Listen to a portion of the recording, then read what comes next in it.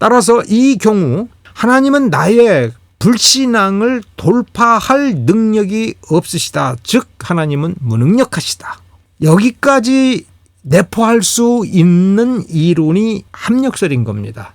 단독설이라고 하는 건 뭐냐면 하나님이 구원의 길을 마련하실 뿐만 아니라 사람이 그것을 취할 수 있도록 다해 주셔야만 사람의 구원이 가능하다. 여기서 하나님이 다해 주셔야만, 사람이 그것을 취할 수 있도록 하나님이 다해 주셔야만이라고 굳이 일부러 이렇게 단독설을 정의했다라고 하는 건 좀 부정적인 이미지를 부각시키려고 한 것이죠. 사람은 할 거 없네. 바로 이렇게 결론을 내려버리기 쉽도록 이렇게 문구를 정리한 겁니다. 구원에 있어서 사람은 자기 할 일 다 해야 됩니다. 복음을 들어야 되고요. 잘 들어야 되고요. 회개해야 되고요. 믿어야 되고요. 설교 말씀 잘 듣고 하나님의 말씀이 요구하는 대로 실천을 해야 됩니다. 다 해야 됩니다. 그런데 이것이 사람이 구원을 얻기 위한 필요 충분 조건이냐? 아니라는 겁니다. 양과 염소의 비유 그 맥락에서 염소로 분류된 그런 인간들이 뭐라고 울부짖습니까? 우리가 언제 주님을 거절했습니까? 우리는 주의 이름으로 이적을 일으켰습니다. 우리는 주의 이름으로 살았습니다. 이렇게 행했습니다. 하나님께 영광을 돌려드렸습니다. 이렇게 증거가 있습니다. 이런 식으로 말을 하지 않습니까? 그런데 주님께서는 나는 너희를 모른다라고 하셨습니다. 단독설과 협력설에 대한 내용을 진중하게 생각을 해봐야 되는 겁니다. 사람이 다 했으나 그것으로는 구원을 얻을 만한 필요 충분 조건은 절대로 아니다.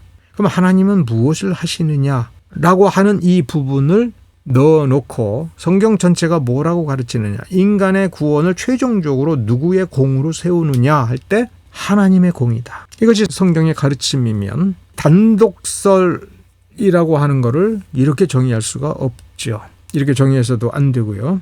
이 경우에 구원은 전적으로 하나님께만 달려있다 할 때 이 만자라고 하는 것을 넣은 것이 취지가 뭐냐라고 하는 것을 물어야 된다는 겁니다. 자, 하나님이 다 해주셨다. 하나님께만 달려있다. 자, 여기서 구원이라고 하는 이 말을 구원의 최종적 완성이라고 한다면 칼빈주의는 칭의에서 의롭게 만들어준다. 실질적 의의로 나아가게 한다. 라고 하는 부분과 더불어 하나 더 그 의의에 부합하는 존재로서 완성되는 성화의 과정이 있다. 이거를 다 종합하면 하나님께만 달려있다. 이렇게 말할 수가 없는 거죠. 그런데 그렇게 흑백 논리처럼 구분하여 설명한 것이 정동수 씨입니다. 여기에 각주가 달려있는데 예수님을 믿어서 구원받는다는 심히 단순한 성경의 진리를 보통 사람들이 이해하기 어렵도록 복잡하게 만들어서 자신들의 철학을 세우려는 칼빈주의자들이 창안해낸 용어들이다. 용어 자체를 보면 협력설, 단독설 등은 성경에 없는 것을 사람들이 맞는 것처럼 보이죠. 전문 용어라는 게 원래 그렇습니다. 그런데 여기 성경의 진리를, 심히 단순한 성경의 진리를 보통 사람들이 이해하기 어렵도록 복잡하게 만들었다라고 하는 이 부분은 우리가 어떻게 이해를 해야 되냐면 단순한 성경의 진리를 보통 사람들은 알아듣지를 못합니다.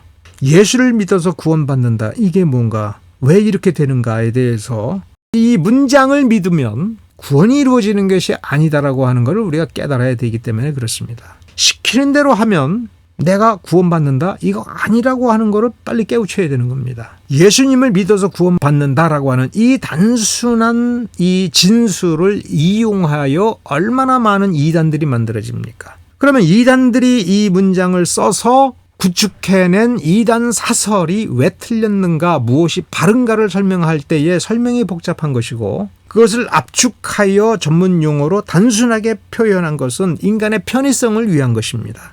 성경의 진리는 단순 명쾌합니다. 그러나 그 내용은 무한히 복잡하고 심오합니다. 심오하기 때문에 뻔히 눈에 보이는 것을 보고도 오해하고 착각하고 오류에 빠집니다. 죄성에 물든 이해력, 부족한 이해력, 미성숙한 판단력을 가지고 성경을 정확하게 이해하기 위해서는 대단히 어려운 지적 훈련을 받아야 되는 겁니다. 신학자뿐만 아니라 목사뿐만 아니라 일반 신자들도 마찬가지입니다.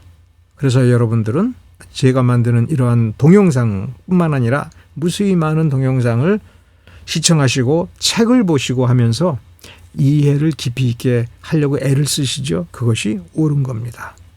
그런데 지금 정동수 씨는 여전히 왜 신학이 존재하게 되는지, 이단들이 무엇인지, 단순 명쾌한 진술 때문에 이단들이 단순 명쾌한 진술에 만족하여 이단에 빠지는 경우들, 그 위험이 어떤 것인지, 얼마나 치명적인 것인지를 지금 간과하고 다른 사람들에게 간과하라고 요구하고 있는 것입니다. 자, 이 부분에 보면 에라스무스의 주장은 합력설에 해당하며 루터나 칼빈의 주장은 단독설에 해당한다. 여기 보면 마치 잘 알고 있는 것처럼 얘기하고 있어요. 합력설과 단독설 논쟁은 기독교 초창기에 이미 있었고 다 이게 떼지난 논쟁이라 이거죠. 그중에 잘 알려진 것이 5세기에 있었던 펠라기우스와 어거스틴의 논쟁이다. 합력설과 단독설로 설명을 하려고 하는데요. 좀 더 정확하게 얘기하면 펠라기우스는 합력설이 아닙니다. 합력은 하나님과 사람이 합한다고 되어 있죠. 펠라기우스는 하나님 필요 없다는 식으로 얘기한 겁니다.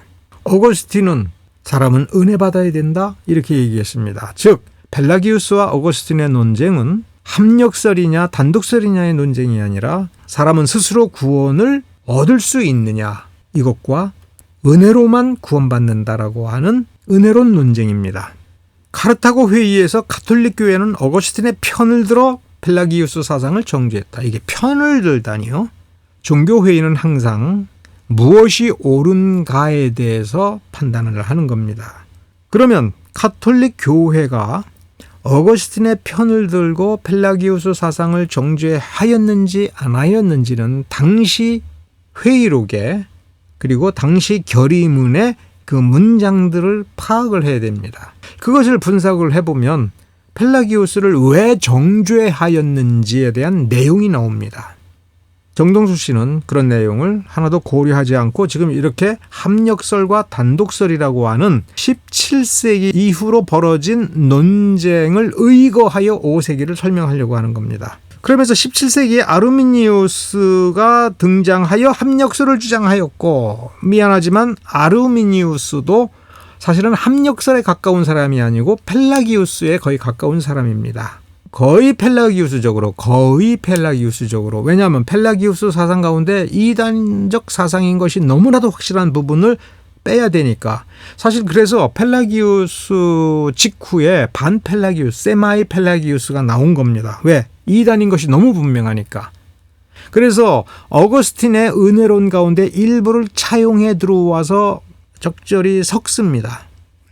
그 정도 수준에서 아르미니우스가 칼빈주의를 반대한 겁니다. 원죄론을 반대하고, 따라서 인간이 인간 스스로에 의하여 구원받았다라고 하는 쪽으로 가게 됩니다. 그러면 이것이 원죄론에 있어서 뭐가 문제가 되는 거냐면, 아르미니우스는 결론적으로 원죄를 부정한 겁니다. 그러면 이 원죄 부정의 이론을 펠라기우스에게서부터 가져왔느냐? 당시의 로마 카톨릭 중세 오류로부터 가져온 겁니다. 신학적으로 중세적 타락이 시작이 되었느냐 할 때 예정론 논쟁이 한번 벌어질 때 그 예정론을 거부했습니다. 예정론을 거부하니까 하나님의 예정에 의하여 인간의 구원이 이루어진다라고 하는 걸 거부하니까 그럼 구원은 사람이 이루어내는 거다. 그러면 뭘 수정해야 되느냐 하면 창세기 2장 3장을 수정을 해야 됩니다. 아담과 이브의 타락이 본성의 타락이냐 할 때 본성의 타락이 아니다라고 해야 되는 거예요. 그 입장에서 칼빈주의 입장을 거부한 칼빈주의 내부 사람이 아르미니우스입니다. 도르트 회의는 아르미니우스의 주장이 타당한가? 성경적 근거가 있는 것인가? 아니면 아르미니우스가 반대한 기존의 칼빈주의 입장이 성경적인 것인가를 성경적으로 분석하고 신학적으로 정리를 한 것이 칼빈주의 5대 강령입니다. 그렇기 때문에 정동수 씨가 정말 하고 싶은 이 말, 칼빈과 루터가 정의한 전적 타락설에 의거하여 성경을 해석하고 이해하였다. 이 말이 틀린 겁니다. 성경을 해석하고 이해하고 보니 칼빈과 루터가 정의한 전적 타락설이 맞다. 그렇기 때문에 우리는 칼빈주의 5대 강령을 고수해야 되고 그렇게 가르쳐야 되고, 칼빈주의 5대 강령을 반대하는 그 신학적 원리, 사고 방식은 성경적인 것이 아니다라고 하는 반대 논증이 성립이 되는 겁니다. 그 다음에 끝으로라고 하면서 칼빈주의 5대 교리 중에 전적 타락에 대한 진술이 끝나는 부분에, 여기 끝으로라고 하는 이 부분은 온건한 칼빈주의와 극단적 칼빈주의라고 하는 전혀 다른 영역의 논쟁거리를 지금 끌고 들어와서 압축적으로 설명하고 있습니다. 온건한 칼빈주의와 극단적 칼빈주의에 대한 이 정의 자체를 새로 시작을 해야 되는데, 마치 그 위에 합력설과 단독설 문제로부터 이게 불거진 것처럼 착각하고 있는 것이죠. 현 시대의 온건한 칼빈주의는, 현 시대에라고 했습니다. 현 시대의 온건한 칼빈주의와 극단적 칼빈주의를 예수님의 속죄 사역의 제한 속죄냐 제한적 속죄가 아니냐라고 하는 이 논쟁을 끌고 들어왔습니다. 이것이 아르미니우스주의 논쟁, 그때 벌어진 논쟁입니다. 현 시대가 아닙니다. 오늘은 여기까지 다루도록 하겠습니다. 감사합니다.